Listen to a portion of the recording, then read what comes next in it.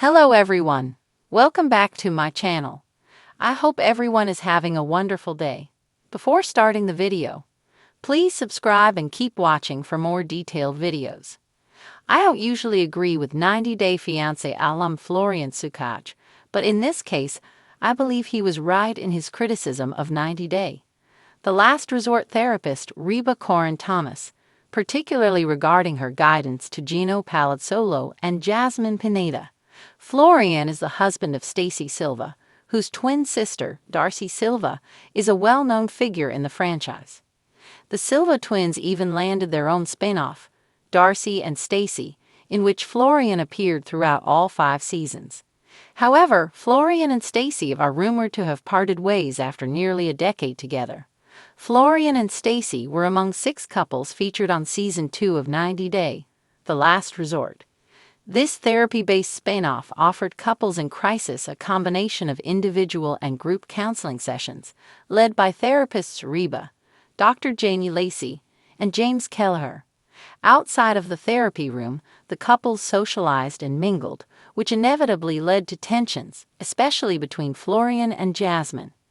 During the Last Resort Tell-All special, Florian became visibly upset with Reba over her advice to Gino and Jasmine, and frankly, I think he made valid points. Gino and Jasmine arrived at the Last Resort during a very rough patch in their relationship. Gino initially met Jasmine, a native of Panama, through a sugar baby website, and the two started a long-distance relationship during the pandemic.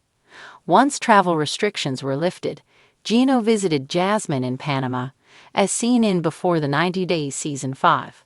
Although they expressed love for each other, their relationship was riddled with arguments, primarily stemming from Jasmine's jealousy and controlling behavior. Still, Gino proposed during Season 6, and they proceeded to file for the K-1 visa. Jasmine later moved to Michigan in 90 Day Fiancé Season 10. The couple continued to clash, particularly over Gino's desire to have children and Jasmine's reluctance, as she already had 2 children back in Panama. Financial strain also played a role, since Gino was fully supporting Jasmine. Despite all of this, they got married in June 2023, a decision I questioned at the time. Unsurprisingly, their issues persisted, which led them to participate in the Last Resort. At that point, they hadn't been physically intimate for 9 months, due to constant arguments. To make matters more complicated, Jasmine entered the resort with feelings for another man, Matt Brannis, someone she had met at the gym.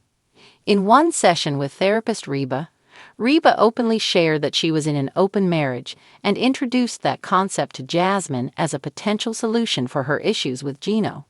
However, from my perspective, Reba didn't clearly explain the dynamics of open relationships or ethical non-monogamy. She seemed to overlook how such an arrangement would likely worsen the situation, given the fundamental problems Gino and Jasmine were already facing. All I remember Reba saying was that open relationships require mutual consent and clear boundaries from everyone involved. Yet there was no discussion of the emotional complexities or risks specific to Gino and Jasmine's situation. Eventually, Jasmine gave Gino an ultimatum: either agree to an open relationship involving Matt or end their marriage. Gino agreed during the recommitment ceremony, but as I feared, it led to more turmoil. Jasmine later appeared at the tell-all visibly pregnant with Matt's child. In my view, Reba missed the mark by not recognizing how incompatible this path was for the couple. During the Last Resort tell-all, Jasmine proudly displayed her baby bump and confirmed that Matt was the father. Her castmate Rob Warren responded with a harsh insult, while Gino appeared heartbroken. The therapists were then invited to the stage, where host Sean Robinson asked if they were satisfied with how the couples had turned out. Reba responded, "I think so." When asked specifically about Gino and Jasmine, she said she wasn't surprised by the outcome. That response shocked me, as it suggested she didn't take responsibility for suggesting a route that clearly harmed the couple.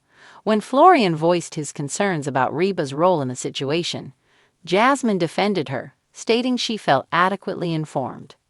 Meanwhile, Gino pushed back, saying he never received a clear explanation of what an open marriage truly entailed and how it might not be suitable for their dynamic.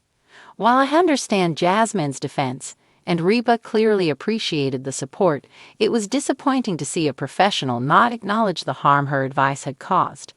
Reba seemed unaware that Jasmine was the only one benefiting, while Gino was left to deal with the emotional when Florian directly challenged Reba's judgment, criticizing her for suggesting that an open marriage might be a viable path for Gino and Jasmine. Reba's dismissive response seemed to provoke Florian even further, leading him to speak out even more passionately. This exchange, in my opinion, highlighted a lack of insight on Reba's part. Instead of reflecting on whether her suggestion may have backfired, she appeared to stand by it. While Florian can be blunt and emotional, I felt his frustration was justified in this case. Reba's reaction to Florian's comments further solidified my belief that her professional approach during this process was flawed. Ultimately, I believe Reba bears some responsibility for how things unfolded. She didn't take the time to understand the couple's core issues and recommended a path, ethical non-monogamy, that was not a fit for them. While Florian's delivery was harsh, his core message was valid. Hopefully, Reba reflects on this experience and takes greater care in her future counseling sessions. Come back to our channel for all your updates. Thank you for watching. Please subscribe to my channel.